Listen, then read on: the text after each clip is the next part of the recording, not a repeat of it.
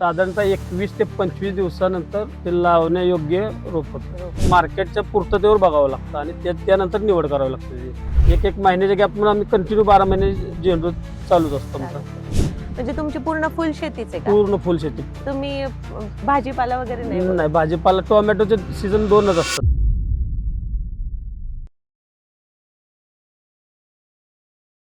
नमस्कार, मी धनश्री शितोळे तुमच्या सर्वांचं स्वागत करते ॲग्रिकल्चर सागा या चॅनलमध्ये. आज आपण निकमवाडी या गावात आलेलो आहे आणि तिथे विशाल निकम म्हणून शेतकरी आहेत जे 10 ते 15 वर्ष झालं झेंडूची शेती करतात. तर त्यांनी त्यांच्या वेगवेगळ्या क्षेत्रामध्ये काही ठिकाणी झेंडू आहे, जिथे ऑरेंज झेंडू ते घेत आहेत, काही ठिकाणी पिवळा झेंडू घेत आहेत, कुठे शेवंती आहे, गुलाब आहे, वेगवेगळे पीक त्यांनी घेतलेले आहेत. तर त्यांचा 10-15 वर्षांचा अनुभव कसा आहे आणि झेंडू हे आपण शक्यतो म्हटलं जातं की बांधाला आपण कीड नियंत्रणासाठी वापरतो किंवा निमॅटोड कंट्रोलसाठी आंतरपीक म्हणूनही वापरतो. काही फळबागांमध्ये जर डाळिंब झालं किंवा काही फळबागा असतील त्यामध्ये पण, किंवा काही लोक हे फेरपालट पीक म्हणून पण घेतात. तर आता ह्यांनी जे पीक घेत आहेत ते खूप वर्ष झालं ते झेंडू घेत आहेत. झेंडू हे का जमिनीसाठी चांगलं आहे, त्याचा निमॅटोड कसा कमी होतो, त्याच्यातून काही जे केमिकल निघतात त्याच्यामुळे निमॅटोड दबला जातो आणि त्याचे काय फायदे आहेत पुढच्या पिकासाठी. त्याचप्रमाणे आपण आळवणी कशी घेतायत ते किती चांगल्या पद्धतीने 10-15 वर्ष झालं उत्पादन घेत आहेत. आणि निकमवाडी हे गाव फुलांचं गाव म्हणून मानलं जातं, कारण इथे बऱ्यापैकी फुलांची शेती केली जाते ह्या गावामध्ये. त्यामुळे आपण पहिलं पीक जे फुलांचं आपण घेतोय ते मध्ये आपण झेंडूपासून सुरुवात करतोय. सणांचा सीझन आलेला आहे. पुढे आपल्याकडे श्रावण आहे, गणपती आहेत, नवरात्री आहे, त्यानंतर दिवाळी आहे, दसरा, दिवाळी सगळ्याच गोष्टी आहेत आणि ज्यामध्ये झेंडू हा खूप मोठ्या प्रमाणात वापरला जातो. त्यामुळे जर कोणाला झेंडूची लागवड करायची असेल तर त्यांनी हा व्हिडिओ पूर्ण बघा. हे एक फेरपालट पीक म्हणून तुम्ही घेऊ शकता आणि आता रेट थोडे सणांमुळे चांगले राहतील, त्यामुळे तुम्ही ह्याची लागवड करू शकता. त्यासाठी तुम्ही जमीन कशी तयार करायची, कुठला बेसल डोस कसा द्यायचा किंवा आळवणी काय करायची, त्याचप्रमाणे त्याचं नियोजन किडीचं वगैरे कसं करायचं, कारण ह्याच्यात अळीचा प्रादुर्भाव होतो, ते कसं करायचं, ह्या सगळ्या गोष्टी आपण आज या व्हिडिओमधून जाणून घेणार आहे. त्यामुळे व्हिडिओ हा शेवटपर्यंत नक्की बघा. तुम्ही जर चॅनलवरती नवीन असाल तर चॅनलला सबस्क्राईब करायला विसरू नका आणि बेल आयकॉनवरती क्लिक करा, जेणेकरून आम्ही जे काही नवीन व्हिडिओ टाकतोय त्याचे अपडेट्स तुम्हाला लगेच मिळत राहतील. सुरू करूया आजच्या व्हिडिओसाठी. सर नमस्कार, तुमचं खूप खूप स्वागत ॲग्रिकल्चर सागामध्ये. सर तुम्ही आता किती वर्ष झालं झेंडू शेती करताय? साधारणतः 10 ते 15 वर्ष झाले झेंडू शेती चालू आहे. आणि तुमचं म्हणजे ह्याच्यातला अनुभव कसा आहे? आता तुम्ही एवढे वर्ष झालं करताय. नाही, एक सवय किंवा नोकरी ह्या पद्धतीनेच करतो आम्ही आणि अतिशय छान अनुभव आहे.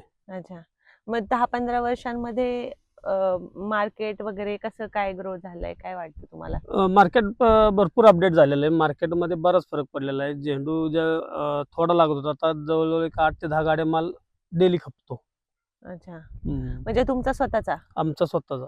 अच्छा, ह्या क्षेत्राव्यतिरिक्त पण तुमचं क्षेत्र आहे? हा, भरपूर आहे ना.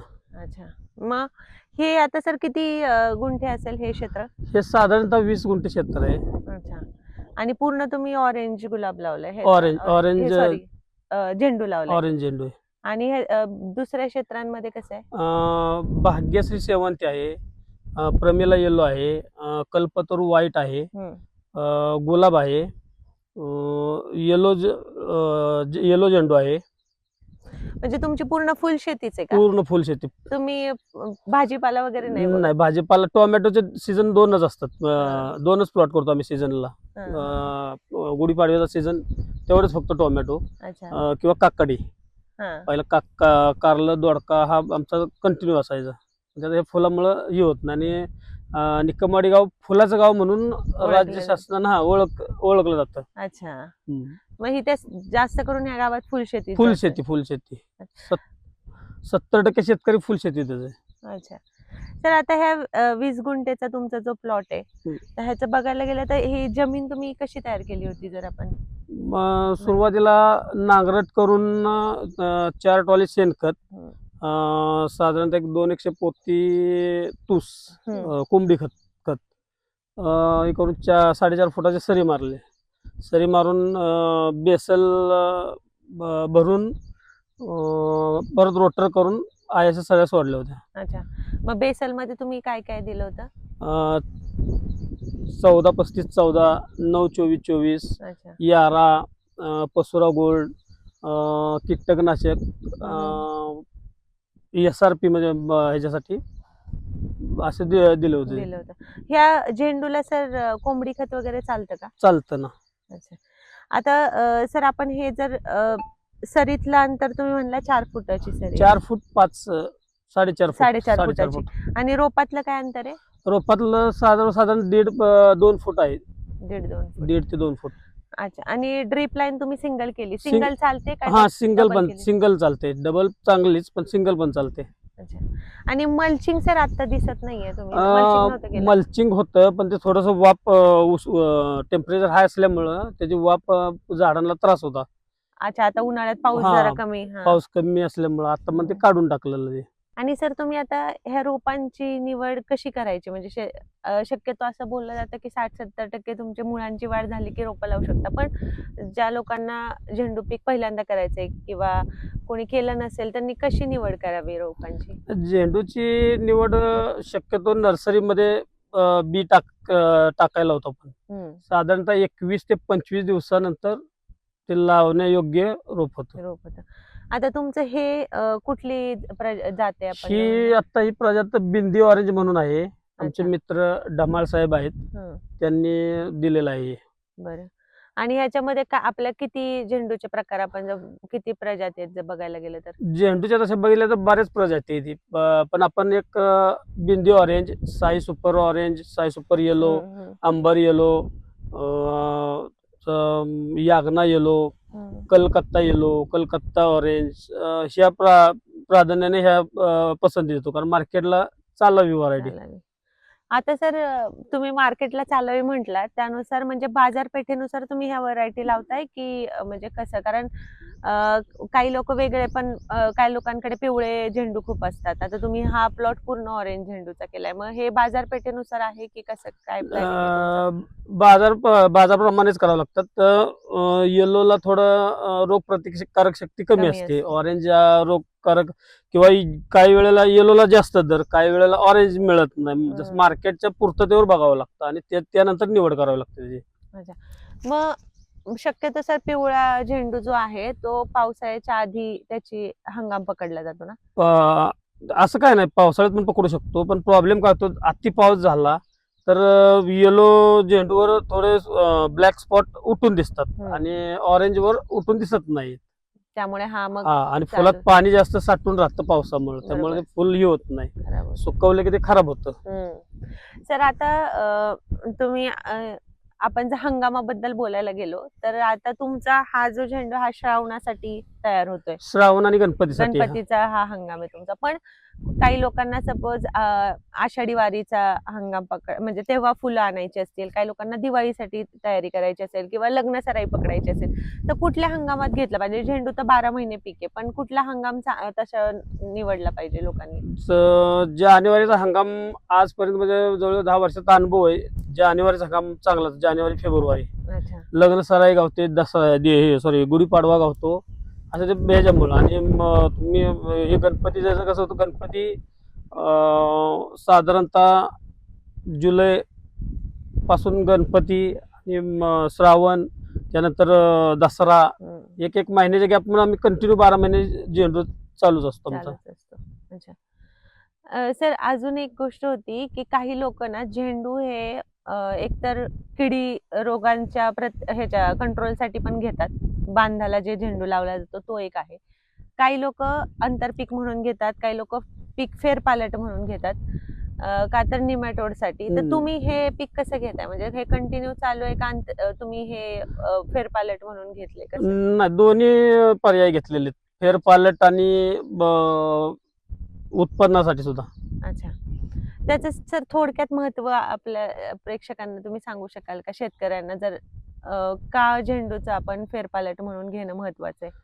काही लोक जमिनीचा फेरपालटसाठी हिरवळ ही लावतात, ढांचा वगैरे, हा, मग तो पर्याय मग झेंडू लावल्यानं पैसे सुद्धा मिळतात आणि शेतीचा पोत सुद्धा सुधारतो.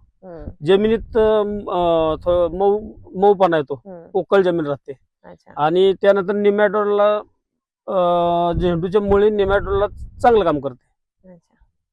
अजून सर ह्याच्यामध्ये अजून एक गोष्ट होती, जसं काही लोक म्हणतात की म्हणजे निमॅटोड कंट्रोल होतो, म्हणजे दबला जातो, पूर्ण कंट्रोल नाही होत पण दबला जातो. पण ह्याच्यामध्ये अजून एक होतं की सगळेच झेंडू निमॅटोडला कमी करू शकत नाहीत. जसं काही जेजुरी गोंडा वगैरे म्हणलं जातं, तसे झेंडूंचा जास्त निमॅटोडसाठी फायदा होतो. ते खरं आहे का की ह्या झेंडूमध्ये पण तुम्हाला काही फरक जाणवतो? म्हणजे नाही, आम्हाला ह्या झेंडूमध्ये पण फरक जाणवतो. शक्यतो येलो मध्ये जास्त फरक जाणवतो. अच्छा. येलो व्हरायटी मध्ये जास्तीत जास्त फरक येलो मध्ये जाणवतो. म्हणजे येलो लावल्यावर जास्त निमॅटोडचं प्रमाण कमी होतं. दुसरी गोष्ट, झेंडू लावल्यानंतर आहे असा संपल्यानंतर आहे असा रोटर केल्यानंतर त्याचं ते खत म्हणून, सेंद्रिय खत म्हणून पण वापर होतो. मग हे तुम्ही असंच जर काढलं तर ह्याला परत तुम्ही काय डिकम्पोजर वगैरे वापरता का? डिकम्पोजर वापरतो ना, त्याला कुजवण्यासाठी. अच्छा. सर आता तुम्ही आळवणीचं कसं ह्याचं नियोजन करता ह्या पिकासाठी?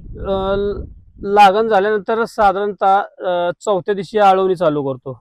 सुरुवातीला रोको, अँट्रोकॉल, ऍक्ट्रा, त्यानंतर फुटव्यासाठी N21, 42, 47, 1448, 1261 अशा सर्वसाधारण 4 आळवणी करतो.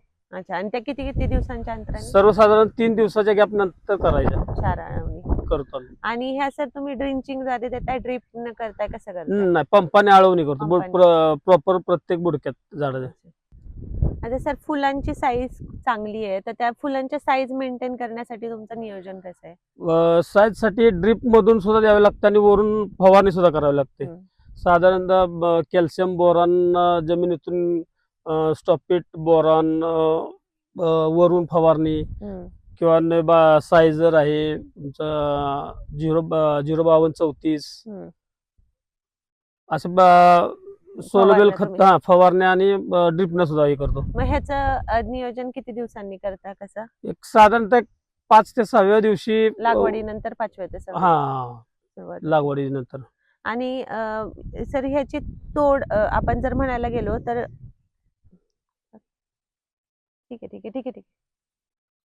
सर आता तुम्ही हे पूर्ण ऑरेंज झेंडू घेतलाय, पण काही शेतकरी पिवळा आणि ऑरेंज असं मिक्स घेतात, दोन्ही पण केशरी आणि पिवळा. तर मग त्याचा रेशो कसा असला पाहिजे? जर कोणाकडे एकच क्षेत्र आहे, त्यांना एका क्षेत्रात जर घ्यायचं म्हटलं तर ते कसं पाहिजे नियोजन? साधारणतः 50-50% केला तरी चालेल, काय अडचण नाही. अच्छा. कधी मार्केट येणं पिवळ्या झेंडूला चांगला बाजारभाव असतो, कधी ऑरेंज झेंडूला बाजारभाव असतो. त्यासाठी 50-50% केला तर शेतकऱ्यासाठी फायद्याचा. बरोबर. आणि आता असं मोस्टली महाशिवरात्र वगैरे पिवळा जास्त सध्या चालतो, त्यानंतर परत ऑरेंजला जास्त मागणी आहे, त्यामुळे मग ते थोडस बॅलन्स होतो प्राइस मध्ये ते आहे. सर आता याच्यामध्ये जर रोगांचं नियोजन करायचं म्हणलं तर करपा किंवा जे कुळीमर असते, फांदीला बुरशी येते, ह्या गोष्टी झेंडूमध्ये होतात, तर त्याचं नियोजन तुम्ही कसं करताय? किडीसाठी साधारणतः कोराजन, डेलिकेट, सिनवा अशी बरीच औषधं आहेत. भुरीसाठी रोको, अँट्रोकॉल, कॅब्राटॉप अशी बरीच बाजारात औषध उपलब्ध आहेत. ती फांदीमरसाठी सुरुवातीच्या पहिले 4थ्या आळवणी सर्वसाधारणतः ट्रॅगॉन, इसाबियन, व्हॉल्यूम फ्लॅक्सी असे सुरुवातीलाच घेतले, त्यामुळे फांदीमर शक्यतो होत नाही. लाल कोळीसाठी नीम वगैरे असे बरेच बाजारात औषध उपलब्ध आहेत. या व्यतिरिक्त 4च बऱ्यापैकी याला रोग 4च. हे तुम्ही सर प्रिव्हेंटिव्ह मध्ये घेताय का? प्रिव्हेंटिव्ह मध्येच घेतो. अच्छा. मग प्रिव्हेंटिव्ह मध्ये घेतलं तर बऱ्यापैकी कंट्रोल होतं? हा, कंट्रोल होतो. आणि ह्याच्यामध्ये सर अजून फुलामध्ये आळीचा प्रादुर्भाव एक जास्त होतो झेंडूच्या फुलामध्ये, मग त्याच्यासाठी पण प्रिव्हेन्शन मध्ये काय करता तुम्ही? प्रिव्हेंट घ्यायची 4थ्या दिवशी कोराजन, सिलेक्झॉल, तुमचं डेलिकेट असे चांगले औषधं मारले की आळी शक्यतो होत नाही. आणि परत त्यासाठी फुल ह्याच्यासाठी स्टॉपिट बोरॉन वरून स्प्रे घेतला, क्वालिटी चांगली राहते. सर आता बऱ्यापैकी आपल्या इकडे तर पावसाचं प्रमाण थोडं जास्त असतं, जास्त पण त्यामुळे आपल्या इकडे लागण पण थोड्या लवकर ह्याच्या होतात. विदर्भाच्या साईडला बोलायला गेलं तर जून जुलैच्या लागण जास्त असतात त्यांच्याकडे. मग पावसानुसार म्हणजे आता जर आपण बघतोय की कधी अतिवृष्टी होते, कमी पाऊस होतोय, ह्या सगळ्यांनुसार कुठला हंगाम चांगला आहे जेणेकरून बाजारभाव शेतकऱ्याला थोडा चांगला भेटेल? जून जुलैचा हंगामच चांगला, कारण गणपती, श्रावण, त्यानंतर दसरा, दिवाळी, त्यानंतर मार्गशीर्ष असे लागून सण येतात. सण त्यामुळे हे जुलै पासून लागवडी चालूच असतात. मग एकदा आता लागवड केली जून जुलै मध्ये, तर कधी कधी पहिला तोडा चालू होणार? साधारणतः एक आता नवीन आलेले आहेत, 45 दिवसानंतर चालू होणार आहेत. अच्छा. हा, तर साधारणतः एक 60व्या दिवशी तोडा चालू होतो. 2 महिन्यात चालू होतं ते. सर अजून एक राहिला होता प्रश्न, जे एकतर ह्याची झाडाची ताकद वाढवण्यासाठी आणि फुटव्यांची साईज किंवा फुटवे जास्त वाढण्यासाठी कळीची खोडली जाते, हा, ती कधी केले जातात? सुरुवातीलाच एक अच्छा. साधारणतः लागण झाल्यानंतर एक 15 ते 20 दिवसात पहिली खोडणी, होते. शेंडा मारणे. अच्छा. मग हे एकदाच करायचं? नाही, एकदाच करायचं ते. एकदाच ते शेंडा फक्त खोडायचा? फोडायचा. अच्छा, ठीक आहे. आणि सर अजून जर आपण आता बोलायला गेलं बाजारभावाबद्दल, तर हे आपल्याकडे 2 साईज आहेत आणि काही अजून ह्याच्यापेक्षाही छोट्या साईजचे झेंडू आहेत. तर कुठला मार्केटमध्ये जास्त मागणी आहे, कुठल्या साईजसाठी? मार्केटमध्ये दसऱ्यासाठी मोठी मागणी असते अच्छा. आणि इतर वेळेला लहान साईज लागते. अच्छा. 12 माही म्हणले तर लहान साईज. मग शेतकऱ्यांनी ह्या साईजचा विचार करून तोडणी केली हा, पाहिजे? ह्या साईजचा विचार करून. अच्छा. आणि तोडणी किती दिवसांनी ह्याची म्हणजे असते? साधारणतः दर 4थ्या दिवशी तोडणी होतेच. अच्छा. तुम्ही पण 4थ्या दिवशी करताय? नाही, माझ्याकडं भरपूर वाण आहेत. माझ्याकडं ऑरेंज आहे, येलो आहे, शेवंती आहे. माझ्याकडे रोज तोडणी चालू असते. साधारणतः 20 या मधली 20 कॅरेट, येलो मधली 20 कॅरेट, शेवंती म्हणजे भाग्यश्री 20 कॅरेट, प्रमिला 20 कॅरेट, अशा पद्धतीनं मी रोजचा शेड्यूल चालू असतो. त्यामुळे तुम्हाला जरा बाजारभावाला पण रोजचे रोज तोडल्यामुळे बाजारभाव स्थिर नसतात ना. आता काल म्हणजे 8-10 दिवसापूर्वी 150 रुपये होतं. कालचं मार्केट 10 रुपये, आजचं मार्केट सुद्धा 10 रुपये. एवढा फरक कसं काय सर? 150 वरनं 10? मार्केट शक्यतो बँगलोरवरून गाड्या आल्या, व्यापारी बँगलोरवरून गाड्या मागवतो. गाड्या आल्या 4 जरी गाड्या आल्या तरी मार्केटचं पूर्ण डाऊन होतं. अच्छा. काल सुद्धा 40 रुपये होतं, आज अचानक परत 10 रुपये. अच्छा. एवढंच मार्केटचं शेतकऱ्यांच्या हातात नाही. तो प्रॉब्लेम आहे एक आपल्याकडे. आणि तुमचं हे आता सगळं कुठे जातंय सर मार्केट? कुठल्या मार्केट? गुलटेकडी, पुणे मार्केट. पुणे मार्केटला. इथून तुम्ही डायरेक्ट कलेक्शन सेंटरला देताय की नाही, आपलं स्वतःच ट्रान्सपोर्ट आहे, व्यापाऱ्यांनाच जातो. बरं. सर अजून एक आहे, आपल्या या भागात तर पावसाचं प्रमाण थोडं जास्त आहे, तर फुलांमध्ये पाणी पण राहतं शक्यतो आणि ते खराब पण व्हायचे चान्सेस असतात. मग ह्याच्यासाठी काय काळजी घेतली पाहिजे? सकाळी सर्वसाधारणतः 8 वाजता तोडणी करून पूर्ण जेवढे असतील तेवढे शेड मध्ये पूर्ण मोकळे करून खाली ठेवायचे आणि फॅन लावावे लागतात. अच्छा. त्यानं थोडं वाळून जातं आणि मग तो माल संध्याकाळी पाठवायचा किंवा नाही सुकला तर दुसऱ्या दिवशी पाठवायचा. मग ही गाडी इथून किती वाजता जाते? गाडी सर्वसाधारणतः इथून रोज 6 ते 7 वाजता निघते संध्याकाळची. 10 वाजेपर्यंत मार्केटला डेली रोजच आहे. अच्छा, ठीक आहे. सर आता जर आपण खर्चाचा विषय घेतला तर खर्च कसा येतो आता अर्ध्या एकराला? टोटल जर आपण मशागतीपासून जमिनीचा जर खर्च पकडायचा म्हणला तर तुमची औषधं आली किंवा रोपांच्या आल्या गोष्टी, आधी तोडायला तर आता लेबर तुम्हाला कंटिन्यू लागणार आहेत. कंटिन्यू लेबर लागतो. मग ह्याचा खर्च कसा येतो? सुरुवातीला साधारणतः एक एकर सरी ट्रॅक्टर सगळा झाला कमी कमी 1 लाख रुपये खर्च येत असेल टोटल सगळा? हा, 1 लाख म्हणजे शेवटपर्यंत. तोडायला 2 माणसं तर कंटिन्यू लागत असतील? नाही, जास्त लागतात. जास्त लागतात. अच्छा. पण आणि तणांना पण मग तुम्ही काय औषध पण आणि म्हणजे खुरपणी पण असते. पण आता मल्चिंग नाहीये तर मग जरा तणांचं जास्त नाही, ते झाडांची साईज जेवढी झाली की तण खाली येऊ शकत नाही. अच्छा. त्यात कड राहिलेले त्याला पूर्ण औषध मारलेलं आहे चारी बाजून.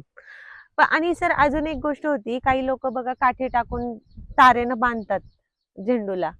ते केलं नाहीये? ते वाणानुसार असतं? वाणानुसार असतं ते. अच्छा, ठीक आहे. ऑरेंजला शक्यतो नाही लागत. ऑरेंज म्हणजे रोग प्रतिकारक शक्ती जास्त असते. येलोला 100% बांधावं बांधावंच लागतं. बरं. म्हणजे आता इथं आतापर्यंत तुमचा जो खर्च सर तुम्ही म्हणताय तर 1-1.5 लाखापर्यंत अर्धा अर्ध्या एकर एकराला? 70-1,000 रुपये गेले असेल. 70-1,000 अर्धा एकर असेल अर्धा एकराला पूर्ण.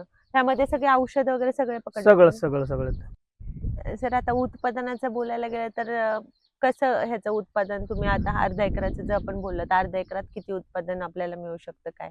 अर्धा एकर सर्वसाधारण पर प्लांट पावसाळ्यात चांगला असेल तर 2 किलो ते 2.5 किलो. अच्छा. हा, आणि उन्हाळ्यात 1.5 किलो ते 2 किलो. आणि per ह्याच्यात मग 1.5 किंवा 2 फुटाच्या अंतराने लावले तर किती प्लांट बसतात तुमच्या अर्ध्या एकरात? सर्वसाधारणतः 3,000 प्लांट बसलेले आहेत. एकरी 6,000 ते 7,000 बसतात. 3,000-3,500 बसलेले आहेत प्लांट. ठीक आहे. आणि ह्याचा रेट सर कसा आता तुम्ही आता हा हंगाम पकडताय श्रावणासाठी हा, किंवा श्रावण आणि गणपतीसाठी. गणपतीसाठी, तर मग कसा रेट राहायचे का आतापर्यंत तुमचे 10-15 वर्षांचा अंदाज काय सांगतो? सरासरी 100 रुपये अच्छा, पर केजी मिळावा अशी अपेक्षा आहे. 100 रुपये. किती तोडे होतील सर अंदाजे? तोडे 20 एक तोडे होतील. 15 ते 20 तोडे. 15 ते 20 तोडे होतील. ठीक आहे सर, चांगलं आहे. आणि अपेक्षा आहे की चांगला रेट राहावा धन्यवाद. जेणेकरून शेतकऱ्यांना पण थोडेफार पैसे, आता हा सीझन आहे ऍक्च्युली फुलांच्या मार्केटसाठी, आणि मिळावा. तुमचं खूप खूप आभार, तुम्ही आम्हाला वेळ दिल्याबद्दल. धन्यवाद. तुम्ही सर्वांनी हा व्हिडिओ शेवटपर्यंत पाहिल्याबद्दल मनापासून धन्यवाद. या व्हिडिओमधून तुम्हाला झेंडू पिकाबद्दल बऱ्याच गोष्टी समजल्या असतील, आणि झेंडू हे आपण पहिल्यांदा घेतोय. त्याचप्रमाणे एक गोष्ट मला फक्त ऍड करायची आहे की जर तुम्ही आंतरपीक म्हणून घेताय किंवा निमाटोडच्या कंट्रोलसाठी घेताय, तर शक्यतो असं म्हटलं जातं की झेंडूचं जे पीक आहे ते तुम्ही 2 महिने आधी घेतलं पाहिजे. म्हणजे बहारच्या वेळेस त्याची मुळं वगैरे वाढली पाहिजेत चांगली, जेणेकरून निमॅटोड दबला जाईल तुमच्या शेतातला. त्यामुळे झेंडूची जर तुम्हाला लागवड करायची असेल तर हा व्हिडिओ जास्तीत जास्त शेतकऱ्यांपर्यंत पोहोचवा. हा व्हिडिओ पुन्हा बघा आणि आपल्या चॅनलला सबस्क्राईब करा. आपल्या इंस्टाग्रामवरती आपलं पेज आहे ॲग्रिकल्चर सागा या नावाने, त्या पेजला फॉलो करा. हा व्हिडिओ पूर्ण बघितल्याबद्दल मनापासून धन्यवाद. तुम्हाला जर कुठल्या नवीन व्हिडिओ किंवा नवीन पिकांबद्दल हवं असेल तर तुम्ही आम्हाला कमेंटमध्ये सांगू शकता. दुसऱ्या कुठल्या फुलाबद्दल माहिती हवी असेल तेही आम्हाला कमेंटमध्ये सांगू शकता. व्हिडिओ पूर्ण पाहिल्याबद्दल पुन्हा एकदा मनापासून धन्यवाद.